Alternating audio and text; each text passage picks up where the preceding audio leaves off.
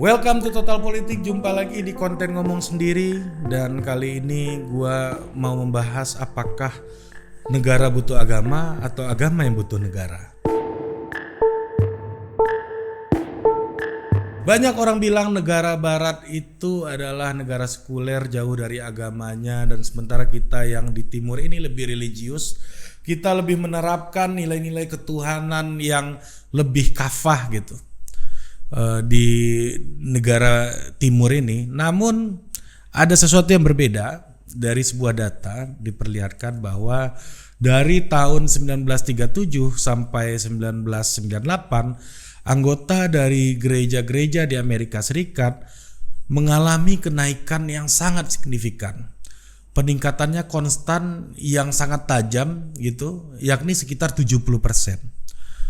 Namun dalam 20 tahun belakangan, yang tadi itu 60 tahun naik 70%, dalam 20 tahun belakangan itu mengalami dereligionisasi gitu. Keanggotaan di gereja turun sebanyak 50% dalam 20 tahun. Ini menunjukkan bahwa negara barat ada pasang surut juga mengenai kehidupan beragama gitu. Seperti halnya juga kita di timur. Nah, jadi sepenting apakah agama buat menjalankan kehidupan berwarga negara? Sepenting apakah agama buat politik dan negara? Pertanyaan inilah yang perlu kita diskusikan di tengah arus polarisasi yang terjadi saat ini. Banyak yang beranggapan bahwa agama menjadi isu yang selalu tumpang tindih di dalam praktek politik. Di dalam praktek politik ya, bukan konseptual bisa macam-macam lah. Nah, bahkan lembaga survei jelang Pilpres 2019 mengatakan bahwa polarisasi ini akan terus terjadi dan akan terus direproduksi gitu. Jadi kira-kira hasil simpulannya kayak begitu. Nah, kita kembali lagi ke kasus Amerika tadi. Jadi masyarakatnya, hubungannya dengan agama sekarang tampak sedang tidak baik-baik saja gitu. Kalangan tidak beragama atau tidak bertuhan atau nons mereka menyebutnya, ini merasa politiknya menjadi tidak rasional ketika agama ikut campur di dalam pertarungan publik gitu. Namun yang menjadi persoalan adalah ketika mundurnya gairah Kristianitas ini di Amerika, perdebatan dan polarisasi itu semakin tajam, semakin keras, semakin begitu brutal gitu. Nah, seorang peneliti dari Brookings Institute, Syahdi Hamid mengatakan, "This is what religion without religion looks like." Jadi politik agama namun tampak tak seperti agama gitu. Tapi ini sebenarnya ya politik agama juga yang terjadi gitu. Nah, kalau kita lihat ke belakang, politik Amerika ini memang sudah pada dasarnya sudah terpolarisasi oleh ide pro life or pro choice dalam kasus aborsi misalnya, pro LGBTQ or homophobic gitu, atau pro imigran or low imigran gitu. Namun di tengah perbedaan itu, nilai-nilai Kristianitas lah yang dianggap menjadi fondasi dari Amerika Serikat sebagai sebuah bangsa gitu. Nah, kembali gua mengutip Hamid mengatakan bahwa without Christianity, Americans no longer have a common culture upon which to fall back. Jadi agama adalah kultur bersama dari sebuah negara. Apabila ada pertikaian, nah Kristianitas ini yang jadi nilai bersama gitu. Kekuatan Kristianitas ini menjadi sebuah konstruksi fundamental dalam prinsip-prinsip beragama bagi orang Amerika Serikat. Lewat konstruksi itulah Amerika Serikat membangun yang mana disebut sebagai civic religion gitu. Nah, di Amerika walaupun ada tindakan diskriminasi gitu, tapi once kita udah menjadi bagian dari civic religionnya, maka akan dianggap American. Makanya ada istilah Afro American, Chinese American, Hispanic American dan seterusnya. Ini lepas dari tindakan tindakan diskriminasi gitu ya. Nah, Profesor Komarudin Hidayat mengatakan bahwa di dalam tradisi Kristen memang ada upaya untuk pemisahan antara gereja dan politik. Itu agak berbeda dengan di dalam tradisi Islam yang mana imam itu adalah pemimpin itu sendiri gitu. Nah, itulah yang terjadi di Amerika, makanya nilai-nilai Kristianitas itu hidup secara fundamental. Ketika Anda menjadi American, ya otomatis Anda menghormati nilai-nilai Kristianitas yang hidup menjadi fondasi negaranya sebagai civic religion. Beda sama Jerman. Jerman misalnya Anda udah jadi berpaspor Jerman, udah lancar bahasa Jerman, belum tentu dianggap Jerman oleh orang asli sana, karena mereka bisa jadi bilang Anda cuma orang yang berpaspor Jerman gitu, bukan Jerman gitu. Nah, kita lihat di Indonesia gitu, negara ini ada itu untuk lepas dari cengkraman struktural di Indonesia, di mana cengkraman struktural kolonial ya, elit-elit Indonesia itu merasa bahwa kehidupannya sudah diintervensi dan ditentukan gitu, berada di kelas mana oleh kolonial, dan itulah yang ingin mereka lawan.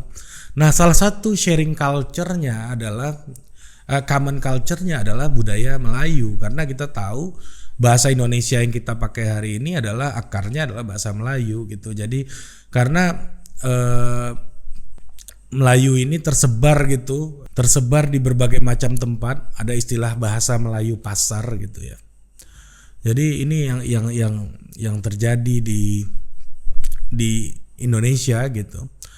Nah, bahasa Melayu ini menjadi sebuah common culture gitu, yang di dalam Sumpah Pemuda kita akui sebagai bahasa Indonesia yang akarnya bahasa Melayu ini.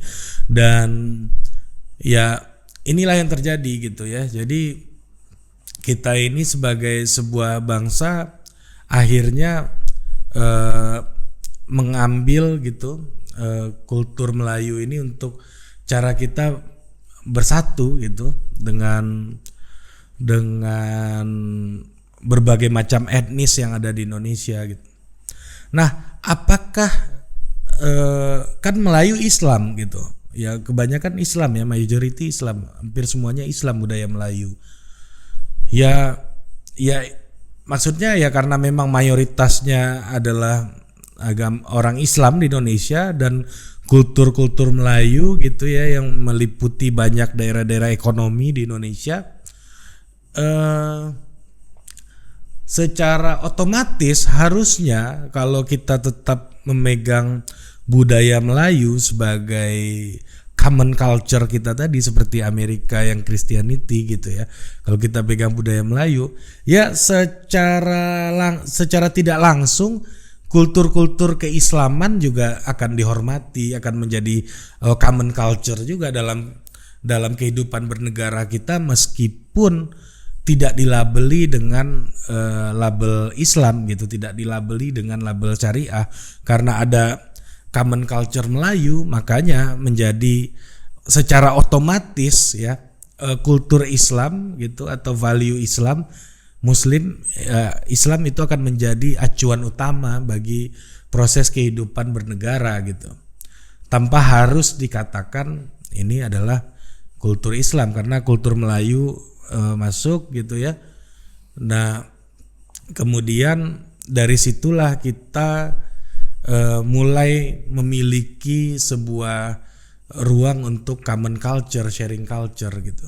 Nah, misalnya juga kata bung gitu yang egaliter itu juga digunakan di banyak daerah-daerah yang basisnya Melayu juga, walaupun ada pendapat itu juga dari Jawa gitu ya.